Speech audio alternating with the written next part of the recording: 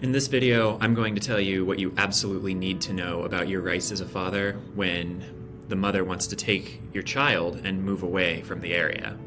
Today we're diving into an important topic that affects many families: whether a mother can legally move a child away from the father here in the state of Maryland.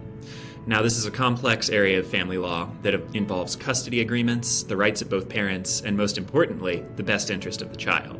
So first, as to basic understanding of child custody in Maryland. In this state, there are two types of custody. First, physical custody, which basically determines where the child lives and where they spend their overnights, and legal custody, which is about which parent makes major life-altering decisions for the child. These custodies can be awarded solely to one parent or jointly between both. When a custody order is in place, both types of custody are going to dictate what happens next in relocation cases. So, what happens when a custodial parent does decide to move? Well, in Maryland, if a custodial parent wishes to relocate with the child, they must provide notice. Specifically, they have to give at least 90 days notice before the intended move to the other parent, unless the court has ordered otherwise or the other parent has been absent from the child's life. Now, the notice provision for a smaller move is a little bit less important than it would be for a larger move. If we're thinking about just moving in the same neighborhood or close by within the same county, that move's probably not as disruptive as moving several states away. Now, the provision regarding relocation, in addition to really any other provisions regarding custody or any other aspect of the divorce, can be customized and individually tailored in a settlement agreement and to a lesser degree in a court order. So it's really important to note that your mileage may vary here based on the specific terms of your agreement, your court order, or whether one doesn't exist in the first place. However, back to the notice. Now, this notice provision allows the non-relocating parent to agree with the move, or if they disagree with the move, to challenge that move in court and have the court reconsider the custody arrangement. After that, the court's going to hold a hearing to decide if the relocation would serve the best interests of the minor child. Now, in Maryland, and frankly in most of the other states in the United States, the court's primary concern is going to be what's known as the best interest of the child standard. In getting to that standard, judges are going to consider many factors, such as, for our relocation example, the reasons for the move, the potential benefits for the child associated with the move, and the impact on the child's relationship with both parents, both the relocating parent and the non-relocating parent.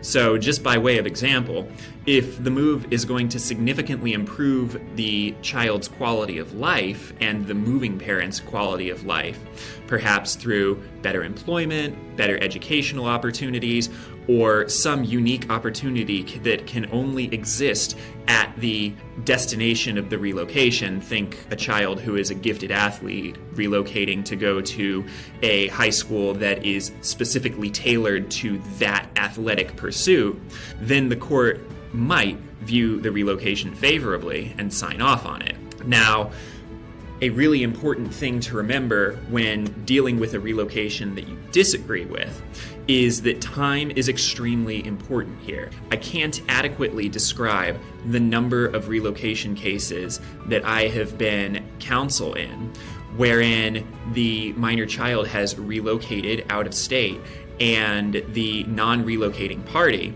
has effectively slept on their rights for such a long period of time that the child ended up putting roots down in the new relocated area.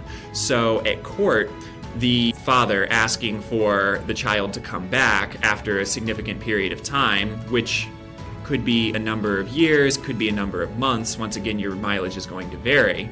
But the court ends up saying that bringing the child back to the state of Maryland, where the child had spent a significant chunk of the previous portion of his or her life, would be tantamount to another uprooting and destabilization in the child's life. So for this reason, if you're facing a relocation that you disagree with, or even if you're worried about the threat of a relocation, the most important thing that you can do is to get on it immediately.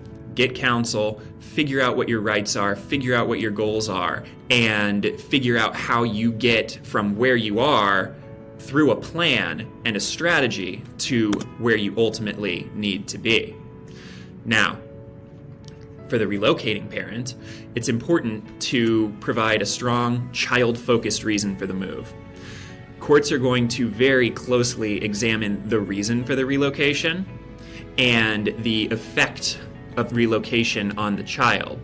And the specific effects that the court's going to look at are going to be the effects on the child's emotional needs, the child's educational needs, and the child's physical needs, among others. However, if the move appears to severely disrupt the child's relationship with the non-custodial parent, then the court might not approve that relocation.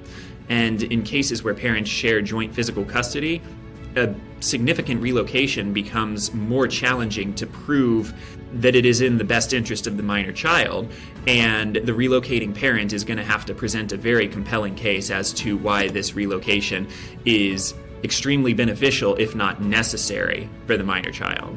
Now, if you're a father dealing with an issue related to the child's mother wanting to move out of the area with the child, it's crucial to seek legal advice immediately.